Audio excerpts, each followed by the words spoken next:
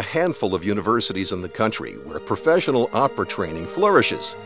Northwestern University is one of them.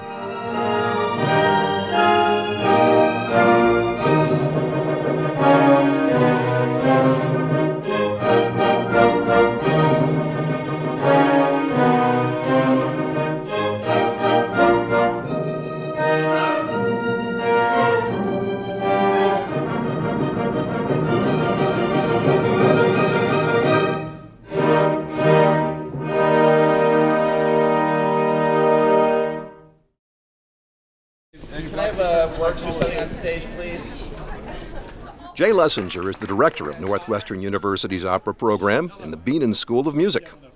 We're talking about one of the top 10 or 12 universities in the country. I mean, the environment, the academic environment here is really sensational. That we are part of this university is very exciting. The program is clearly to train singers for a career in opera. We have about 130 voice majors, 100 at the undergraduate level and about 30 at the graduate level. The most fundamental thing for a singer, of course, is their study with their voice teacher. There are really terrific coaches on the faculty here who work with them on preparing their music, and I'm very proud of the level of production that we've been doing here. I want their experience to be as professional as possible. This year at Northwestern, Jay Lesenger is staging Mozart's The Magic Flute, one of the world's most beloved operas. To help give his student singers a professional experience, Jay has brought in one of the country's top opera conductors, Dean Williamson. What I try to do is bring those professional standards to the kids so that they understand when they get out in the real world, this is what is expected of them. What I found about all the singers here at Northwestern, everybody was so beautifully prepared, they were so enthusiastic. I can't wait to go to rehearsal every day. The vocal training in the Northwestern Opera program is rigorous. Every day you have to improve on what you're doing, and you have to take all of your criticism in stride. You have to get it into your body, you have to get it into your brain, you have to get it into your voice, in your ear. Every single day you have to improve on the last day. They work hard. Not only do they have a full day at school, but then we have usually 4 to 5 hours at night of rehearsal and on weekends.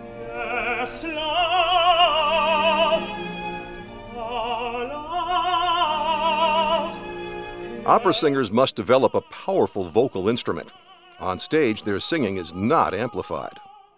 Opera singers fill venues that are 3,000 to 4,000 seats with their voice, period.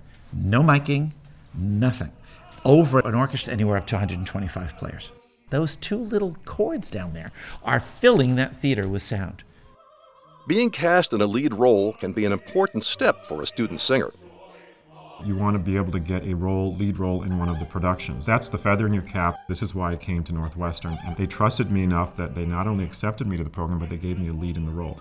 That says a lot to that singer when they're out in the real world starting to audition.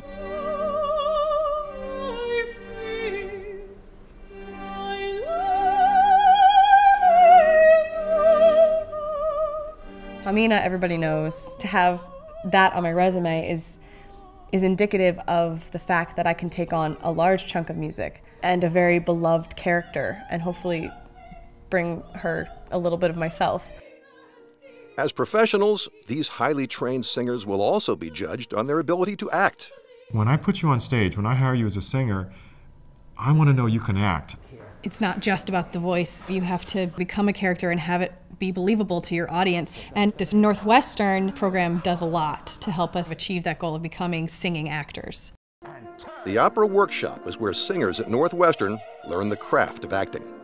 There's a chance for them to get up on their feet, try things out, to be critiqued, to work with other students. You've got all the notes, you've got the words, now what do you do with it? How do you turn it into a performance? The performance is where the long hours of training pay off. I want them to get up on stage and have opportunities because you learn mostly when you get up there and do it. That's theater. You can take all of the workshops you want to and you can learn all the theory behind it, but it's not till you put a costume on, put makeup on, the orchestra starts to play, there's an audience out there, and the lights are on you, that you really figure out what it's really about, and if it is indeed what you want to do. Coming up, we'll see how Northwestern put a modern spin on a Mozart classic. The Magic Flute was the last opera ever written by Wolfgang Amadeus Mozart. He wrote music that was simple enough that the audience could leave the performance humming the tunes, and yet incredibly sophisticated, a work of pure genius. The Magic Flute takes place in a fantasy world. Before his death, the King of the Sun entrusts his powers to the High Priest, Sarastro, rather than to his emotionally unbalanced, high-strung wife, the Queen of the Night. The Queen is determined to destroy Sarastro. A struggle between darkness and light ensues. The world is thrown into chaos. Sarastro and his priests take refuge in the Temple of the Sun. They are a brotherhood governed by nature, reason, and wisdom, all intellect and no emotion, and all men. Sarastro has a plan to restore order to the kingdom. He realizes that the emotionally unstable queen cannot rule. But he also realizes that the conservative teachings of the Brotherhood and the continued mistrust and exclusion of women will only lead to continued chaos. Intellect and emotion must be brought into balance.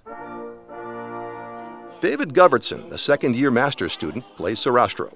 It's really about trying to bring balance and unity of two different sides of what it means to be a human being, to be someone who thinks and someone who feels. It's not exactly a male-female dichotomy. It really is two philosophical states of mind as opposed to a gender gap. Govertsen himself will have no gap in performing opera when he completes his master's program. He is one of a handful of singers worldwide to be selected for the highly coveted Young Artists program at the Lyric Opera of Chicago. As the story begins, Sarastro has made a bold move. He has taken the queen's daughter, the Princess Pamina, hostage. Sarastro, a wise leader, understands that Pamina must be protected from the influence of her mother, the queen.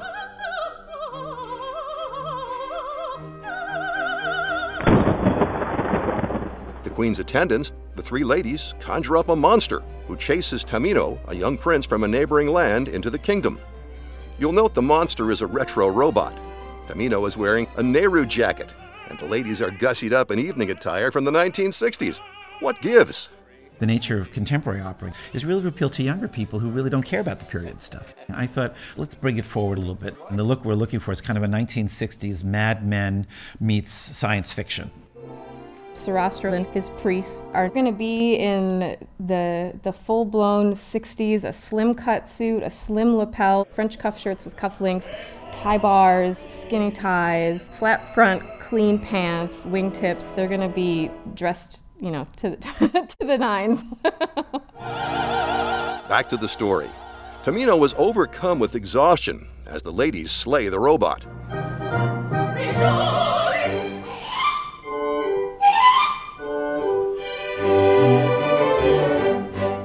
Oh, catching birds, that is my trade. I spend my life in grove and glade, and young and... We are introduced to Papageno, the queen's birdcatcher.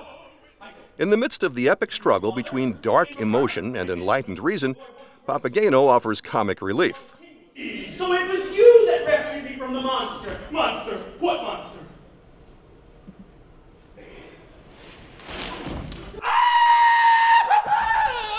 Papageno he's us. He wants to sleep and eat and drink and be merry and find love, and everyone else in the opera is going through these serious mental and emotional dilemmas and trying to solve all the problems of life, and he just gets thrown in there for good fun. Take this portrait, which our great queen sends to you. It is a likeness of her daughter. When the ladies return, they tell Tamino that the queen's daughter, Pamina, has been abducted by the evil Sarastro. They give Tamino a portrait of Pamina. It's opera, so Tamino immediately falls in love with the picture. Oh, vision of enchanting grace, what eye has seen a fairer face.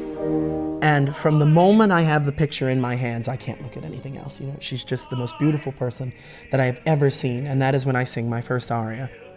The queen herself appears and tells Tamino that he must go to the Temple of the Sun and rescue Pamina, a mission he gladly undertakes. The ladies inform the reluctant Papageno that he must accompany Tamino on the rescue mission. To protect them, the ladies give Tamino a magic flute, and Papageno some magic bells, which in Northwestern's updated version have become a magic boombox. The flute and boombox represent the power of music to fill our lives with joy. Finally, the ladies produce 3 forest spirits to guide Tamino and Papageno to the Temple of the Sun. The stage is set. Coming up, Tamino pursues his true love. Sarastro reveals his plan to save the kingdom, and the queen unleashes her vengeance in one of the most famous arias in all of opera. Inside the Temple of the Sun, the captive Pamina is dragged on stage by Monostatos, the chief servant of the temple, who is filled with lust for the princess. No longer you'll deny me. Till death I shall defy thee. But spare me for... Papageno frees Pamina from her cell and tells her that a prince, Tamino, is coming to rescue her. Once again, it's opera, and so based on Papageno's description alone, she falls in love with Tamino immediately. So he loves me? Oh, please, tell me that again. I love to hear the word love. When Tamino reaches the temple, a priest tells him that Sarastro is not an evil man, but a wise and just leader. The prince begins to doubt the queen's version of Pamina's abduction and continues his search for the princess.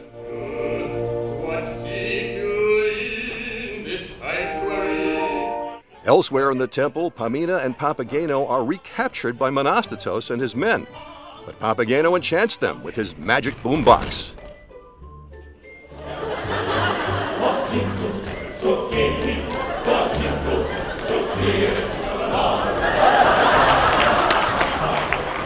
Sarastro enters with his entourage of priests, and Pamina, demonstrating reason over emotion, confesses that she was trying to escape the unwanted advances of Monostatos.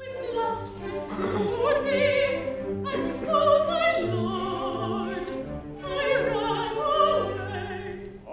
A kind Sarastro forgives Pamina, but tells her that she cannot be released back to her mother, the queen. It's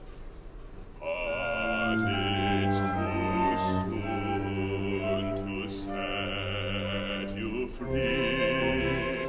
The captive Tamino is brought in by Monostatos. Seeing each other for the first time, Tamino and Pamina embrace, but are quickly separated by Sarastro, who then tells Tamino that he must prove his worthiness by undergoing 3 trials by ordeal. Tamino and Papageno are led by the priests into the temple. As Act 1 concludes, Pamina shows her strength of character by staring down Sarastro. At the start of Act 2, Sarastro gathers the priests to unveil his master plan. He has decided that Tamino and Pamina should rule the Temple of the Sun together, uniting reason and emotion. But first, Tamino must endure 3 trials to prove his worthiness. The prospect of a woman in charge causes dissension among the old guard, but Sarastro prevails. Meanwhile, as her daughter Pamina sleeps, the queen is backstage preparing to sing the Vengeance aria, perhaps the most difficult for a soprano in all of opera. The queen is enraged that Tamino has aligned himself with Sarastro and that her daughter has fallen in love with him. In a heavy guilt trip, a desperate queen implores Pamina to slay Sarastro with a dagger. You will kill him and deliver the mighty shield of the sun to me. But mother, silence! I'm going to be very nervous, but I'm going to be so excited and so honored. The music is extremely challenging, and they happen so quickly, these Fs that come by very, very fast, and you have to know that you can do it.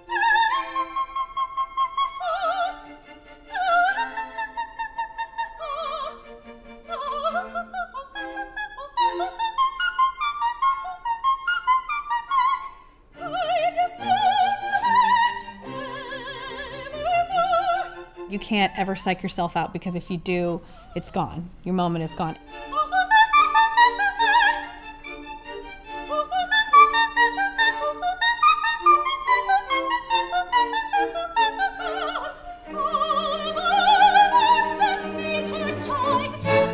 You have to be set in your body, set in your mind, set in your character, and just go. And have faith that you can do it.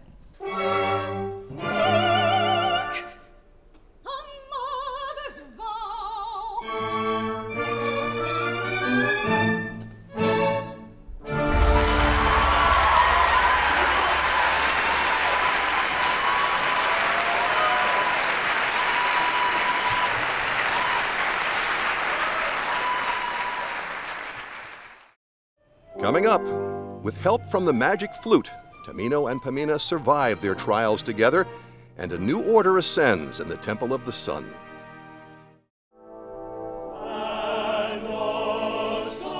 As the Magic Flute moves to its conclusion, a chorus of priests praises Tamino as he prepares for his trial. He is forbidden to talk with women. Unaware that he is sworn to silence, Pamina tries to talk with him. She runs into the room and she goes, "Oh, Tamino, I love you. I'm so glad you came to save me." And I can't talk to her. So she believes that because Tamino won't speak to her, it means he doesn't love her anymore. And she sings a very heartbreaking aria.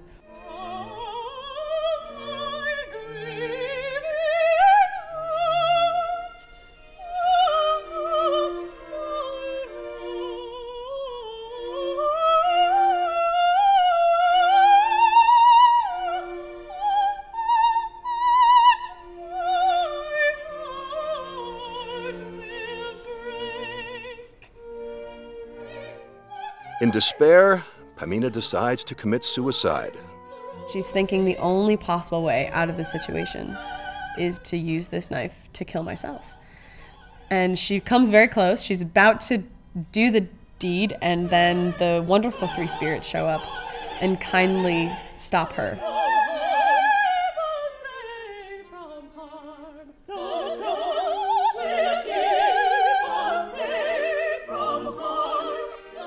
Meanwhile, the opera's humorous subplot unfolds. Papageno, the birdcatcher, fails his trial of silence. He speaks with an old woman who tells the horrified Papageno that she is his girlfriend. She demands that Papageno pledge his love to her.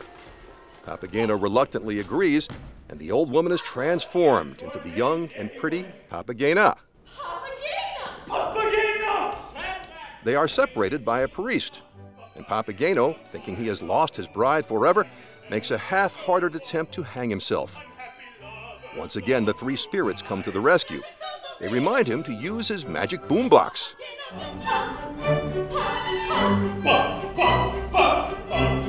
And then here comes Papagena, cute little bird. They have a really, really cute duet together.